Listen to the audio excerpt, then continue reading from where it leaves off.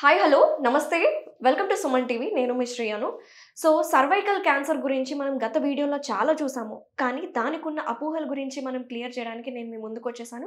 So అసలు cervical cancer ఉన్న వాళ్ళు ఎలాంటి జాగ్రత్తలు తీసుకోవాలి, అలాగే హెచ్పివి వ్యాక్సిన్ ఇంపార్టెన్స్ ఏంటి, కామన్గా ఉమెన్స్కి వచ్చే క్యాన్సర్స్ గురించి కూడా డిస్కస్ చేయడానికి ప్రెసెంట్ మనతో పాటు ఉన్నారు ప్రముఖ senior gynae oncologist doctor Sai Lakshmi Diana గారు ఉన్నారు ఫ్రమ్ అపోలో హాస్పిటల్స్ నుంచి. మేడంతో మాట్లాడి కంప్లీట్ డీటెయిల్స్ తెలుసుకుందాం. నమస్తే మేడం. నమస్తే. ఎలా ఉన్నారు ma'am? I'm good, thank you. So madam, endometrial cancer, అలాగే సర్వైకల్ క్యాన్సర్, బ్రెస్ట్ క్యాన్సర్ ఇలాంటి కామన్ క్యాన్సర్స్ ఎక్కువగా ఈ మధ్య కాలంలో విమెన్స్లో ఇన్సిడెంట్ రేట్ అనేది పెరిగిపోతుంది. సో దీనికి రీజన్స్ ఏంటి ఒకసారి చెప్పండి. లుక్ అండి, క్యాన్సర్ కాజ్ చేసే మ్యూటేషన్ కారణం మన బాడీలో జరిగే చేంజెస్ ఎప్పుడు జరుగుతూనే ఉన్నాయి. బట్ మన బాడీకి రిపేర్ చేసుకునే గుణం ఉంది. సో మన బాడీలో ఎన్నో తేడాలు జరుగుతున్నా కూడా అది రిపేర్ అవుతూ ఉంటుంది. బట్ ఈ మధ్యన దానికి రిపేర్ అయ్యే అంత టైం మనం ఇవ్వట్లేదు. బాడీని, మైండ్ని కంటిన్యూస్లీ స్ట్రెస్లో పెడుతున్నాము ఈస్ కారణమని అనుకుంటున్నాము. బికాజ్ ఎంతో విపరీతంగా బ్రెస్ట్ క్యాన్సర్ కేసెస్ పెరుగుతున్నాయి ఇండియాలో. గర్భసంచి క్యాన్సర్లు కూడా విపరీతంగా పెరుగుతున్నాయి. ఒకప్పుడు 50, 55, 60 దాటిన వాళ్ళల్లో చూసే క్యాన్సర్స్ ఇప్పుడు 30 to 40 మధ్యలో చూస్తున్నాము.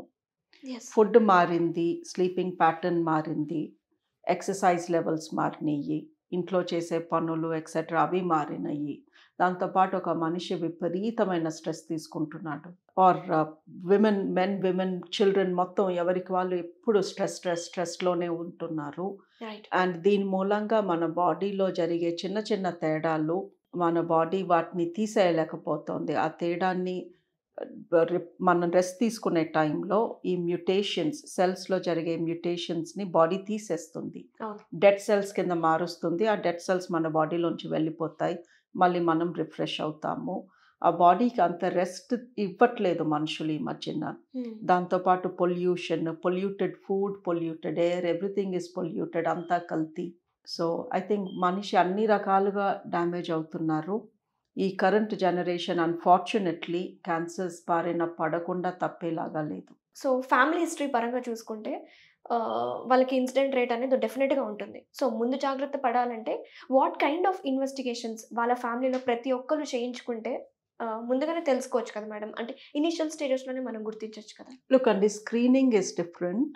ఫ్యామిలీ పరంగా genetic cancers are different. Okay. ఇప్పుడు ఒక రోజు 100 మంది క్యాన్సర్ పేషెంట్స్ని చూస్తే, రకరకాల క్యాన్సర్ పేషెంట్స్ని, అందులో 5 నుంచి 10% వాళ్ళకే జెనెటిక్ హిస్టరీ ఉంటుంది.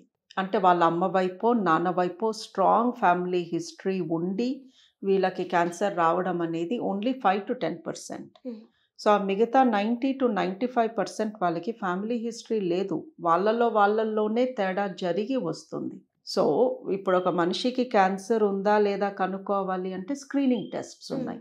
రక్త పరీక్ష, యూరిన్ పరీక్ష, పొట్ట స్కాన్, ఊపిరితిత్తుల ఎక్స్రే, ఇలాంటివన్నీ చేస్తూ ఉంటాం. ఏదన్నా ఉంటే ముందే పట్టుకుందాము. ఆడవాళ్ళల్లో రొమ్ము పరీక్ష, ప్యాప్ స్మియర్, పెల్విక్ స్కాన్, ఇవి కూడా ఏమన్నా క్యాన్సర్ ఉందా లేదా కనుక్కోవడానికి. ఓకే. That is different. అది ఎవరికైనా చేయొచ్చు, వాళ్ళ వయసును బట్టి స్క్రీనింగ్ టెస్ట్స్ ఉన్నాయి. ఓకే, ఈ ప్యాకేజెస్ అన్నిట్లోనూ రకరకాల స్క్రీనింగ్ టెస్ట్స్ ఉన్నాయి.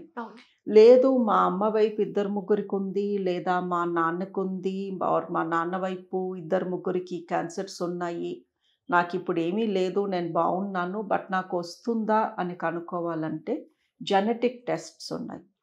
వీటిని బ్లడ్ టెస్ట్స్ అంటాము. ఆ బ్లడ్ టెస్ట్లో వీళ్ళ ఫ్యామిలీ మెంబర్స్ నుంచి వీళ్ళకి ఏదన్నా క్యాన్సర్ వచ్చే జీన్ వీళ్ళల్లోకి వచ్చిందా అలా కనుక్కునే టెస్ట్ కూడా ఉంది.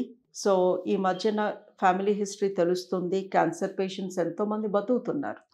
ఇప్పుడు అమ్మకి యూట్రైన్ క్యాన్సర్ వచ్చింది అనుకోండి, లేదా కోలాన్ క్యాన్సర్ వచ్చింది, ఆవిడ ట్రీట్మెంట్ తీసుకొని బతికే ఉన్నారు. Then we do the test on the mother. ఆవిడికి ఏమన్నా జెనెటికలీ వాళ్ళ పిల్లలకి ఇవ్వగలదా ఇదే క్యాన్సర్ జీన్. ఓకే.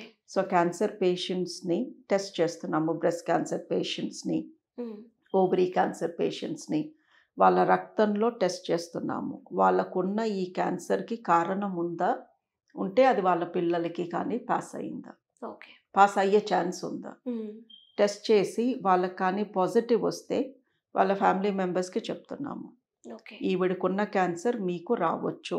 ఆడపిల్లకైతే సేమ్ అదే టైప్ క్యాన్సర్ రావచ్చు. ఆవిడ కొడుకులకి వేరే రకం క్యాన్సర్లు రావచ్చు. సో వాళ్ళు ఏమేం పరీక్షలు ఎంత ఫ్రీక్వెంట్గా చేయించుకోవాలి. Okay. That is called cancer gene test. అది రక్తంలో చేస్తాము. ఫ్యామిలీ హిస్టరీ ఉంటే ఓకే. యావరేజ్ కాస్ట్ 15,000 to 20,000 ఉంది ఆ టెస్ట్. బట్ అది మళ్ళీ ఎప్పుడు రిపీట్ చేయ అవసరం లేదు. Validity is for life. Okay. ఇంకోటి మేడం, సర్వైకల్ క్యాన్సర్ గురించి లాస్ట్ టైం మనం చాలా వీడియోస్ చేసినాము. వి ఫోకస్డ్ ఆన్ హెచ్పివి వ్యాక్సినేషన్ గురించి మాట్లాడుకున్నాము. ఇది 12 ఇయర్స్ పిల్లల నుంచి ఇవ్వాలి అని. సో కొంతమంది ఈ మధ్య కాలంలో అవేర్నెస్ పెరిగి ఒక 27, 30 ఇయర్స్, 35 ఇయర్స్ అప్పుడు వ్యాక్సినేషన్ తీసుకున్నా సరే ఉపయోగం అనేది ఉంటుందా లేదా ఉండదా? లుక్ అండి, ఈ క్యాన్సర్ ఉపయోగపడాలి అంటే ఆ మనిషిలో ఇంతకు ముందు వ్యాక్సిన్కి ముందు హెచ్పివి ఉండి ఉండకూడదు. హెచ్పివి సెక్స్ ద్వారా మనిషిలోకి వెళ్తుంది. సో వ్యాక్సిన్ ఉపయోగపడాలి అంటే ఆ మనిషి సెక్స్ చేసి ఉండకూడదు. ఓకే. సో సెక్స్ చేసినంత మాత్రాన వ్యాక్సిన్ ఇక పనిచేయకుండా ఉంటుందా అంటే అది కూడా చెప్పలేము. బికాజ్ ఆ సెక్స్ జరిగిన టైంలో ఎన్ని రకాల హెచ్పివిస్ వీళ్ళ బాడీలోకి వెళ్ళినాయో ఎవరికి తెలీదు. అది కనుక్కోవడానికి ఒక పరీక్ష లేదు. ఓకే. సో బేసికలీ ఇది ఎవరికి ఉపయోగపడుతుంది అంటే అసలు సెక్స్ అనే దానికి ఎక్స్పోజ్ కానీ వయసులో ఉన్న వాళ్ళకి డెఫినెట్లీ ఉపయోగపడుతుంది. అది 20-year-old అవ్వచ్చు, 12-year-old అవ్వచ్చు, 35-year-old అవ్వచ్చు. ఓకే. సో ఇప్పుడు సెక్స్ చేసినంత మాత్రాన వ్యాక్సిన్ పని చేయదు అనేమీ లేదు. బట్ చేస్తుంది అన్న గ్యారంటీ కూడా లేదు. సో ఆల్రెడీ సెక్షువల్లీ యాక్టివ్ పీపుల్లో చెప్తాము, మీరు వ్యాక్సిన్ తీసుకోవచ్చు, ఖచ్చితంగా తీసుకోండి తీసుకోవాలనుకుంటే. బట్ వ్యాక్సిన్ పైన భరోసా వేసి ప్యాప్స్మియర్ లాంటివి చేయించుకోకుండా ఉండొద్దు అని. హూఎవర్ టుక్ ద వ్యాక్సిన్ ఎవరైనా తీసుకున్నా సరే మళ్ళీ ప్యాప్స్మియర్ అనేది ఇంపార్టెంట్ అంటారు. యూజువల్లీ వ్యాక్సిన్ పిల్లలకి ఇస్తున్నామండి. వాళ్ళకి ప్యాప్స్మియర్ అవసరం పడేసరికి టైం పడుతుంది. సో ఈ పిల్లలు పెద్దలు అయ్యాక కూడా ప్యాప్స్మియర్ చేయించుకోవాలి. బట్ బేసికలీ సెక్షువల్లీ యాక్టివ్ ఉన్న పీపుల్ ఆర్ ఒకప్పుడు సెక్స్ చేసిన వాళ్ళకి వ్యాక్సిన్ అడిగితే ఇస్తున్నాము. బట్ వాళ్ళని ప్యాప్స్మియర్ కూడా కంపల్సరీగా చేయించుకోమంటున్నాము. Okay. But one benefit with the vaccine is pap smear cervix cancer రాకుండా ప్రొటెక్ట్ చేస్తుంది. బట్ ఈ హెచ్పివి వ్యాక్సిన్ నోటి క్యాన్సర్స్, గొంతు క్యాన్సర్స్, ఏనల్ సెక్స్ చేసే వాళ్ళలో ఏనల్ క్యాన్సర్స్ రాకుండా కాపాడుతుంది. సో మనం ప్యాప్స్మియర్ చేయించుకుంటూ సర్విక్స్ క్యాన్సర్ నుంచి ప్రొటెక్షన్ తెచ్చుకుంటున్నా హెచ్పివి వ్యాక్సిన్ వేపించుకుంటే ఓరల్ సెక్స్ చేసిన వాళ్ళకి ఓరల్ క్యాన్సర్, గొంతు క్యాన్సర్ వాటి నుంచి ప్రొటెక్షన్ ఉంటుంది. సో అందుకనే మీరు ఆల్రెడీ సెక్షువల్లీ యాక్టివ్ ఉన్నా కూడా వ్యాక్సిన్ వేయించుకోండి అని రికమెండ్ చేస్తున్నాము. Okay. So in case cervical cancer ఒక పేషెంట్కి వచ్చింది, సో వాళ్ళు ఎలాంటి జాగ్రత్తలు తీసుకోవాలి? ఫుడ్ పరంగా కావచ్చు, వాళ్ళ డైలీ రొటీన్ని ఎలా మెయింటైన్ చేసుకోవాలి? లుక్ అండి, ఒకసారి బాడీలో క్యాన్సర్ వచ్చింది అంటే వాళ్ళకి మళ్ళీ ఇంకొక క్యాన్సర్ అక్కడే లేదో ఇంకో చోట వచ్చే ఛాన్స్ ఎక్కువ ఉంది. వాళ్ళ బాడీ ఆల్రెడీ ఒకసారి క్యాన్సర్కి గురయ్యింది. సో బాడీలో ఏదో తేడా జరిగింది. సో వీళ్ళు ఎంత హెల్తీగా ఉండగలిగితే అంత హెల్తీగా ఉండడం ఇస్ వెరీ ఇంపార్టెంట్. ఇదే క్యాన్సర్ తిరగబెట్టకుండా ఇంకో క్యాన్సర్ తెచ్చుకోకుండా. ఓకే. సో బాడీకి సరైన ఫుడ్, హెల్తీ ఫుడ్ పెట్టి సరిపడా ఎక్సర్సైజ్ ఇచ్చి అన్నెసెసరీ సబ్స్టెన్సెస్ జోలికి పోకుండా స్మోకింగ్, ఆల్కహాల్, ఎక్సెసివ్ పొల్యూషన్,